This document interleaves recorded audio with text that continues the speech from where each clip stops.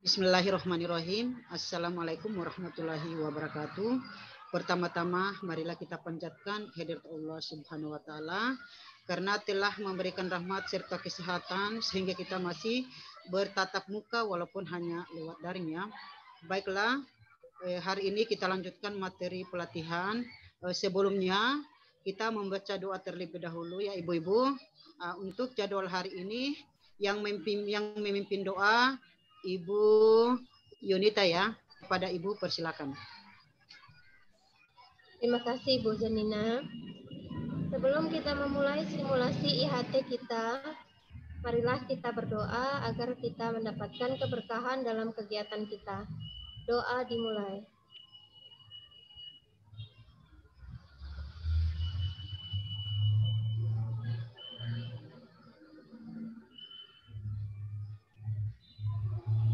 Doa selesai. Ya. Baiklah, yang akan memberikan ice breaking Ibu Indah. Kepada Ibu Indah, persilakan. Terima kasih kepada Ibu Janina yang sudah mempersilahkan saya. Oke.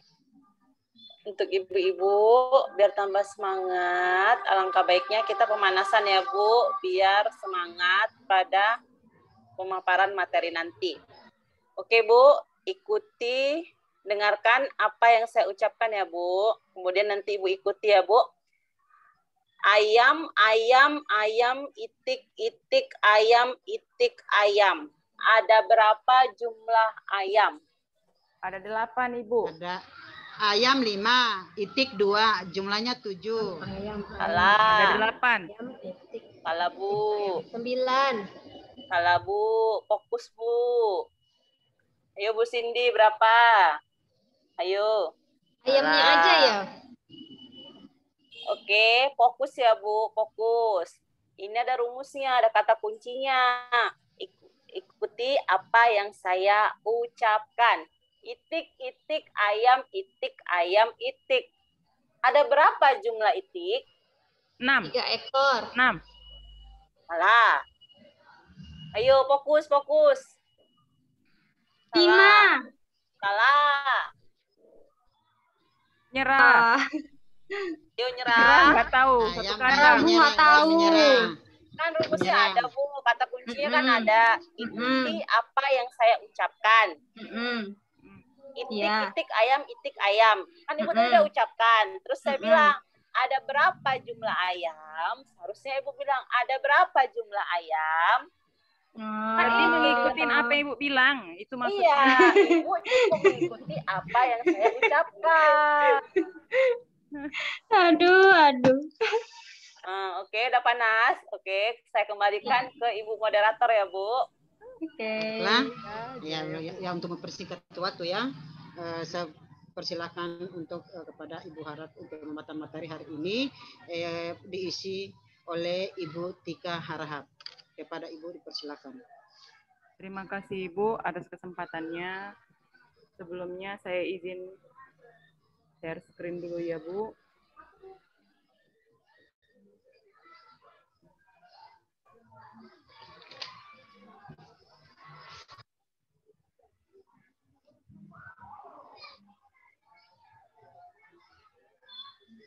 Belum terlihat ya Bu. Oke. Sudah Bu. Oke Bu, dan suara saya sudah terdengar jelas. Iya Bu. Sudah. Capaian saya di sini akan membawakan materi tentang capaian pembelajaran pada program sekolah penggerak yang dibawakan oleh saya sendiri, Sartika Puspasari Harahap SPD. Oke, sebelumnya yang pertama di sini ada satu pembahasan konsep capaian pembelajaran. Yang pertama itu adalah pengertian capaian pembelajaran.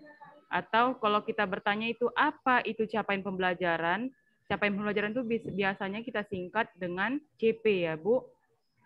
CP secara sederhana bisa didefinisikan sebagai kompetensi pembelajaran yang harus dicapai peserta didik pada setiap tahap perkembangan peserta didik untuk setiap mata pelajaran pada satuan pendidikan dasar dan pendidikan menengah Capaian pembelajaran memuat sekumpulan kompetensi dan lingkup materi yang disusun secara komprehensif dan dalam bentuk narasi. Yang kedua, itu ada tujuan CP atau tujuan capaian pembelajaran. Capaian-capaian pembelajaran bersama dengan kriteria penilaian digunakan untuk mengidentifikasi tujuan belajar yang lebih terukur. Ketuntasan capaian pembelajaran hanya dapat diidentifikasi setelah siswa mengikuti proses pembelajaran melalui penilaian dan harus dapat didemonstrasikan dalam kehidupan nyata. Kita lanjut ke prinsip capaian pembelajaran. Prinsip capaian pembelajaran itu yang pertama terukur dan spesifik. Terukur artinya ada indikator dan aspek yang dinilai. Spesifik itu menurut taksonomi Bloom, yaitu sebelum memahami konsepnya, ingatlah dengan baik. Yang kedua, pahami sebelum Anda menerapkannya. Dan yang ketiga, analisis proses sebelum Anda mengevaluasinya. Prinsip yang kedua yaitu fleksibel. Maksud dari fleksibel yaitu adalah sesuai proses dan tahap belajar siswa. Lanjut yang kedua, pembahasan ruang lingkup capaian pembelajaran. Yang pertama itu A,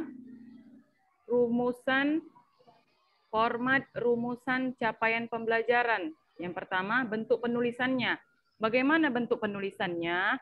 Format capaian pembelajaran ditulis dalam bentuk paragraf.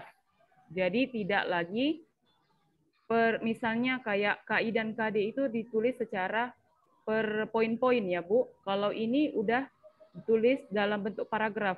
Sehingga keterkaitan antara pengetahuan, itulah yang tadi saya bilang, KI dan KD itu berintegrasi menjadi capaian pembelajaran yang dimuat dalam satu paragraf.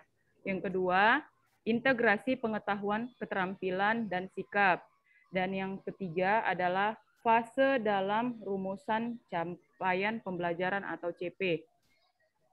Lanjut yang B, komponen capaian pembelajaran. Ini dia komponennya. Yang pertama itu rasional mata pelajaran, yang kedua tujuan mata pelajaran, yang ketiga karakteristik mata pelajaran, dan yang keempat capaian pembelajaran setiap fase. Ini Ibu bisa perhatikan tabel saya.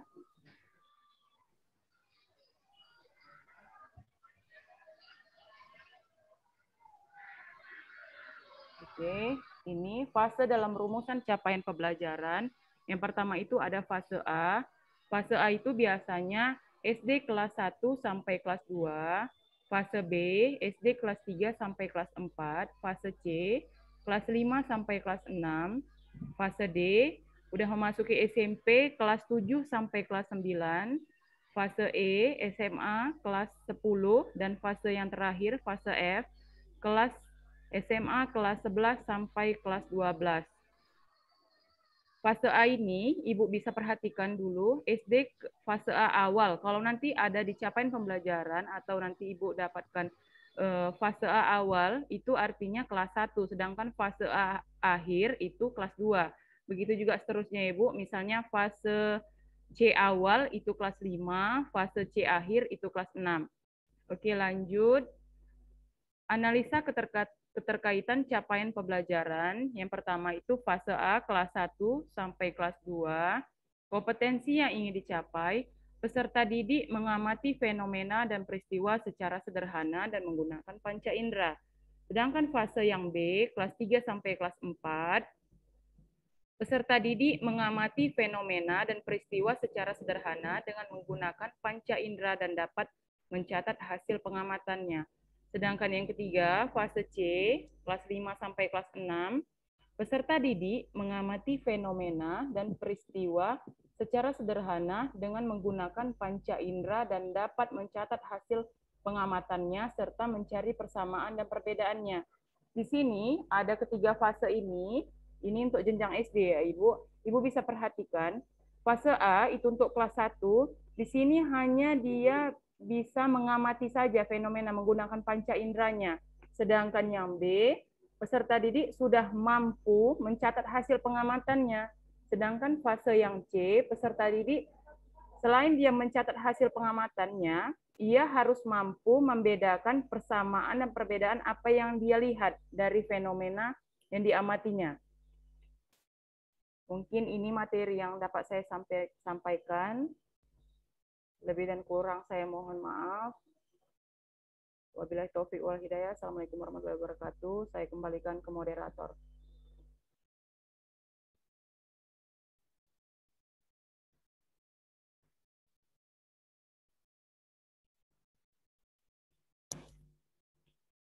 Suaranya Ibu Zanina. Ya, ya. Terima kasih. Dengan pemaparan materi yang dibawakan Itika Harahap tadi, mungkin ada teman-teman yang ingin bertanya, silakan. Silakan karena ada sesi pertanyaan. Saya, Bu. Ya, makasih. Persilakan kepada Bu Cindy apa yang ditanyakan.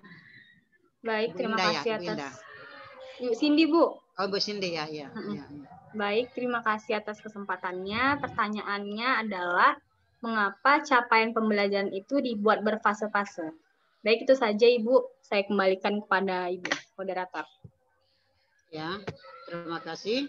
Pertanyaan sangat bagus ya. Pertanyaan Ibu Cindy, mengapa capaian pembelajaran itu perlu di fase-fase? Saya persilakan kepada Ibu Tika Harahap untuk menjawab pertanyaan dari Ibu Cindy.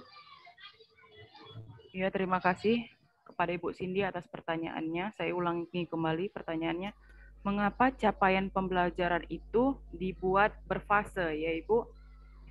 Di sini perumusan fase ini dirumuskan untuk menyesuaikan dengan level atau tingkat yang dibagi berdasarkan pertumbuhan dan perkembangan peserta didik, Ibu. Jadi fasenya itu tingkat pemahaman anak SD dengan SMP SMA itu sudah jauh berbeda. Makanya dirumuskan secara berfase-fase. Beda dengan kalau anak itu memiliki kebutuhan khusus, misalnya itu harus sekolah di SLB juga memiliki fase-fase juga Ibu, tapi berdasarkan umur. Itu saja yang dapat saya sampaikan. Bagaimana Ibu Cindy? Saya kembalikan ke moderator.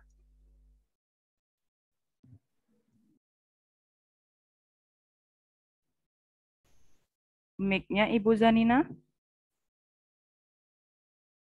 Yang lain ada yang menambahkan? Ada? Ya, untuk mempersingkat waktunya ya Bu. Yang lain untuk ada yang menambahkan? Tidak ada? Ya, kalau memang tidak ada, saya akan simpulkan dari apa yang dipaparkan oleh Ibu Tika Harahap. Yang dibawakan tadi yaitu capaian pembelajaran. Kita ketahui bahwa fase A, fase B, fase C itu kan masing-masing ada perbedaan. Fase A tadi dia masih mengamati. Fase B sudah bisa mencatat. Fase C dia sudah membedakan. Itulah ada perbedaan antara fase A, B, dan C. Itu saja mungkin. Lebih dan kurangnya mohon dimaafkan. Wabillahi taufiq wal hidayah. Wassalamualaikum warahmatullahi wabarakatuh. Waalaikumsalam warahmatullahi wabarakatuh. Terima kasih, Bu. Terima kasih, Bu. Ya, jadi tinggal saya ini ya. Mudah-mudahan sebentar sudah